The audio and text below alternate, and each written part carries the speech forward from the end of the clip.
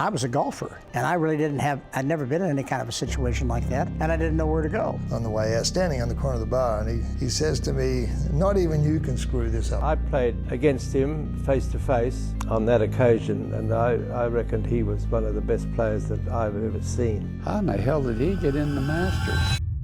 He was nuts. That's what golf legends whispered when they first faced Ian Baker-Finch on Australian fairways. Some saw brilliance waiting to break through. Others saw a kid who'd crumble. Today we're revealing what Greg Norman, Peter Thomson, Kel Nagle, Jack Nicklaus, and Arnold Palmer really thought the first time they encountered the man who'd become the 1991 Open champion, and how those encounters shaped one of golf's most tragic falls. Greg Norman dominated the 1979 Queensland PGA Championship at Royal Queensland with ruthless precision, winning by 8 strokes. Somewhere in that field, struggling to make cuts and split prize money for gas and beer, was a 19-year-old rookie named Ian Baker-Finch. This wasn't just another tournament. This was the moment Baker-Finch discovered he was living in Norman's shadow, and he'd never truly escape it. Norman had turned professional 3 years earlier and was already mythologizing himself as the Great White Shark. Baker-Finch was just a farm boy from Nambour who'd helped his father carve a golf course out of swampy marshland granted by the forestry department. The gap between them felt insurmountable. They traveled the Australian circuit together in what players called the minibus caravan, a pack of young professionals sharing expenses and hardships, navigating vast distances on shoestring budgets. Wayne Grady was there. So were John Downs, Barty Hamers, Jeff Woodland, and others who'd become the backbone of Australian golf. Norman was the gravitational center, the provider, the star. Baker-Finch grew up in the same neighborhood as Norman and Grady, close enough to watch greatness unfold, but far enough to feel inadequate. While Norman collected victories at the Traralgon Classic, Hong Kong Open, and multiple Australian tournaments in 1979, Baker-Finch was winless. He wouldn't taste victory until 1983. The economic reality of this period was brutal. Winning wasn't about glory or building a legacy. It was about survival, about having enough money to buy meals and a few beers for the rest of the traveling pack. This created a bond between these players that transcended typical competitive rivalries, but it also established a pecking order that Baker-Finch internalized deeply. Norman wasn't just winning tournaments. He was feeding the brotherhood, proving his worth as the alpha of the pack. Baker-Finch was the younger, quieter aspirant, watching from the periphery. The psychological damage was already done. The nickname Dark Shark was eventually given to Baker-Finch, explicitly defining him as Norman's derivative. Even when intended affectionately, it reinforced a hierarchy Baker-Finch internalized. He later confessed he never saw himself as the equal of Norman or Nick Faldo, always thinking of himself as just a farm boy. That inferiority complex started in 1979, watching Norman overpower Royal Queensland while he struggled to establish himself. The West Lakes Classic that same year told the same story. Norman's pervasive dominance painted every event, every leaderboard, every conversation in the locker room. For Baker-Finch, the question wasn't whether he could compete, it was whether he even belonged. What makes this early dynamic so devastating is how it infected everything that came after. Even when Baker-Finch won the 1991 Open Championship at Royal Birkdale, shooting a final round 66 to claim the claret jug, he couldn't fully embrace the victory. Norman had finished second at the Open multiple times, most famously in heartbreaking fashion. Baker-Finch had done what Norman couldn't in that moment, yet the shadow persisted. The farm boy had climbed to the summit, but he still saw himself as the Dark Shark, forever defined in relation to the Great White. This psychological ceiling became a psychological prison in the years that followed. Before we continue, if you're enjoying these deep dives into golf history, hit subscribe and drop a comment about your favorite Baker-Finch or Norman moment. These stories deserve to be remembered. By 1982, Baker-Finch was drowning. He'd modeled his swing on Jack Nicklaus after studying the book Golf My Way as a kid in rural Queensland. Without access to elite coaching, he'd taught himself by mimicking diagrams on the page. The problem was catastrophic. Nicklaus had immense lower body strength and physical dimensions that generated a high, powerful fade. Baker-Finch had a lanky frame that produced a high, weak slice instead. He was hitting shots off the practice range and onto nearby roads, completely unable to control his ball flight. His professional career was drifting toward irrelevance. Then Peter Thomson intervened. The 5-time Open champion, the doyen of Australian golf, wasn't known for offering unsolicited advice. He didn't suffer fools. But seeing the tall Queenslander struggle at the Air New Zealand Shell Open in December 1982, Thomson felt compelled to act. The setting was humble, a public park near Titirangi in Auckland, commandeered as the tournament practice range. Thomson's diagnosis was surgical. The Nicklaus-style upright swing was the root cause of Baker-Finch's inefficiency. Thomson, a disciple of Ben Hogan's flattened swing plane, gave him 3 instructions. Put the ball further back in his stance. Swing around the body rather than lifting the club upright. Focus on a lower, penetrating draw instead of the high fade. This wasn't minor tweaking, it was philosophical overhaul, moving Baker-Finch from an American-style aerial game he lacked the power to execute to a Scottish-style ground game Thomson had mastered. Baker-Finch later recalled that this was really the start of his career, that he stopped hitting high fades and became competitive on the world stage. Thomson didn't just fix a swing, he gave Baker-Finch an identity. The transformation was immediate and profound. Thomson had done what years of self-study and mimicry couldn't accomplish. He looked at Baker-Finch not as a flawed copy of Nicklaus, but as a unique player with his own physical attributes and potential. This was mentorship in its purest form. Thomson saw the real Baker-Finch underneath the confusion and gave him permission to be himself. The flattened swing plane suited his lanky frame. The ball-back stance gave him control. The lower trajectory worked in wind. For the first time since turning professional, Baker-Finch had a swing he could trust, a method that belonged to him rather than borrowed from a book. The mentorship deepened at the 1984 Open Championship at St. Andrews. This was Baker-Finch's major championship debut, earned through his victory at the 1983 New Zealand Open, a direct result of Thomson's swing changes. Recognizing the magnitude of the moment, Thomson arranged for Baker-Finch to play 4 practice rounds with himself, Graham Marsh and Kel Nagle. Nagle's presence was profoundly significant. As winner of the 1960 Centenary Open at St. Andrews, where he held off Arnold Palmer to deny him the modern Grand Slam, Nagle represented quiet, stoic excellence. Walking the fairways with the man who beat Palmer and the man who won 5 claret jugs was an immersion in living history for Baker-Finch. During these rounds, Thomson imparted specific strategic doctrine. He commanded Baker-Finch to aim left off almost every tee. The old course design hides trouble on the right, with out-of-bounds and gorse, while offering expansive safety on the left. Thomson advised this simple rule would eliminate most of the trouble. He discouraged aimless range sessions, instead telling Baker-Finch to take a handful of balls to the 17th and 18th holes to practice finishing 4-4 to win. This was advice on winning, not just playing. The efficacy was immediate. Baker-Finch shocked the golfing world by leading the 1984 Open after the 2nd and 3rd rounds, a debutante executing Thomson's strategy with Nagle's calmness, playing via remote control. He faltered in the final round, ironically hitting into the Swilken burn on the first hole, a rare deviation from safety, but the masterclass of 1984 laid the psychological and strategic foundation for his 1991 victory. Thomson saw Baker-Finch as an heir to Australian ball-striking tradition. The tragedy of Baker-Finch's later career is often viewed through his collapse, but the triumph of his early career was his ability to absorb the wisdom of these elders. What Thomson gave Baker-Finch went beyond technical instruction. He gave him lineage, a connection to the history of the game that stretched back through generations of Australian champions. Nagle and Thomson represented a different era of golf, one built on course management, wind play, and strategic thinking rather than pure power. They were links golf specialists who understood that the old course wasn't conquered through strength but through wisdom. Baker-Finch became the inheritor of this philosophy, carrying forward a tradition that valued precision over distance, strategy over aggression. This made his eventual abandonment of the Thomson method even more tragic. He had been handed the keys to a kingdom and chose to walk away from it. The relationship with Jack Nicklaus began in rural isolation through text. Lacking elite coaching in Nambour, young Baker-Finch taught himself by meticulously studying Nicklaus's instructional book, Golf My Way. He didn't just read it, he mimicked it, adopting Nicklaus's high hands, upright plane, and fade bias. This created a fascinating historical irony. Baker-Finch's greatest idol inadvertently became the architect of his early career struggles. The first time Baker-Finch faced Nicklaus was metaphorically facing the diagram on the page, struggling to force his body to conform to an ideal physically alien to him. It required Thomson, the anti-Nicklaus and swing philosophy, to deprogram this influence for Baker-Finch to succeed. The transition from distant idol worship to peer interaction occurred at the 1985 Open Championship at Royal St. George's. Historical records confirm Baker-Finch played a practice round alongside Nicklaus at this event. By then, the dynamic had shifted. Baker-Finch was no longer the unknown rookie. He was the man who'd led the Open at St. Andrews the previous year and was a winner on the European Tour. This allowed him access to the inner sanctum. For a farm boy who'd learned the grip and stance from Nicklaus's book, walking the fairways of a major championship with the Golden Bear was ultimate validation. It symbolized his arrival. He was no longer looking at the book. He was playing with the author. The relationship deepened in the 1990s as Baker-Finch ascended to the top 10 in the world rankings. He became a regular fixture in fields alongside Nicklaus. Data shows both competing at the Memorial Tournament at Muirfield Village in 1990, with Baker-Finch finishing tied for 27th and Nicklaus tied for 28th, a statistical parity that would have seemed impossible to the boy from Nambour a decade earlier. Later in his career, even as his game declined, Baker-Finch served as assistant captain to Gary Player, interacting directly with Nicklaus in the strategic chess match of President's Cup team golf. While Nicklaus provided the inspiration, he couldn't provide the method. Baker-Finch had to reject Nicklaus's technique to win, yet he never rejected the man. His reverence remained absolute, creating complex psychological layering where he loved the idol whose swing he had to abandon. By the mid-1990s, Baker-Finch was in catastrophic slump. Following his 1991 Open victory, history, he'd tinkered obsessively with his swing, often trying to gain length to compete with power hitters like Norman. In the process, he lost the Thomson groove that had made him champion. He'd entered what golf analysts called a sinkhole, missing cuts with alarming frequency and battling severe anxiety. The encounter with Arnold Palmer in 1995 represents the nadir. The royal and ancient paired Baker-Finch with Palmer for the first 2 rounds of the 124th Open Championship at St. Andrews in 1995. The venue was the Old Course, the home of golf. The occasion was announced as Palmer's final Open Championship. The emotional weight was massive. Thousands of fans lined the first fairway, not to see Baker-Finch, but to bid farewell to the king. For a player struggling with confidence, this was the worst possible scenario. Baker-Finch wasn't playing in anonymity. He was playing on the grandest stage under the most intense microscope in the sport's history. On the first tee of the first round, disaster struck. The first hole at St. Andrews features one of the widest fairways in major championship golf, roughly 120 to 170 yards wide, shared with the 18th. It's theoretically impossible for a professional to miss it. Baker-Finch, seized by the moment and his internal demons, snap-hooked his drive. The ball traveled low and hard, screaming left across the 18th fairway, over the Swilken Bridge and out of bounds. A shot of pure panic. This wasn't just competitive error, it was public humiliation. To hit out of bounds left on the first at St. Andrews while playing with Palmer in his farewell was a nightmare scenario. This moment effectively ended his career as a serious competitor. He played sporadically afterward, famously shooting 92 at Troon in 1997 before withdrawing and retiring from major golf. The psychological wound inflicted in 1995 was the fatal blow. The cruel irony is that Baker-Finch was standing on the same first tee where Thomson had taught him to aim left 11 years earlier. The advice that had liberated him in 1984 had become a prison in 1995. He aimed left as Thomson had instructed, but this time the swing betrayed him. The muscle memory of confidence had been replaced by the muscle memory of fear. What was once a strategic choice born from wisdom had become a panic reaction born from desperation. The same fairway, the same hole, the same advice, but an entirely different man standing over the ball. Golf's cruelest lesson is that technique alone cannot save you when the mind has surrendered. The tragedy of the 1995 encounter lies in its irony. In 1984, Baker-Finch had walked those same fairways with Kel Nagle, the man who beat Palmer at St. Andrews in 1960. In that instance, history empowered him. In 1995, facing Palmer directly, history crushed him. The presence of the legend acted as a magnifying glass for Baker-Finch's insecurities. He later confessed he feared it on the first tee because everyone was watching. It was the ultimate example of how proximity to greatness can burn as easily as it can warm. The symmetry is haunting. St. Andrews in 1984 witnessed the birth of a contender, confident and guided by Thomson and Nagle. St. Andrews in 1995 witnessed the death of a competitor, anxious and exposed while paired with Palmer. The sinkhole that swallowed Baker-Finch's career can be interpreted as failure to maintain the identity established by Thomson. After winning in 1991, Baker-Finch reverted to trying to play like Norman, hitting it long and looking like Nicklaus, swinging high. He abandoned the authentic, flattened, punchy game Thomson had given him, the only mentor who truly looked at him rather than an ideal. Baker-Finch's story is a cautionary tale about the consumption of advice and the weight of idols. He rose to the heavens when he listened to the elders who understood his nature. He fell to earth when he tried to emulate the gods whose nature he couldn't replicate. From Norman, he absorbed ambition, but also the shadow of inadequacy. From Nicklaus, he absorbed ideal aesthetics that paradoxically broke his mechanics. From Thomson, he absorbed corrective wisdom and strategic intellect that won him the claret jug. From Palmer, he absorbed the crushing weight of the spotlight in his most vulnerable moment. The first times he faced these men were pivot points of his life. 1979 with Norman set the challenge. 1982 with Thomson provided the solution. 1985 with Nicklaus provided validation. 1995 with Palmer provided the tragic conclusion. Each encounter shaped not just his swing or his strategy, but his very identity as a golfer and as a man.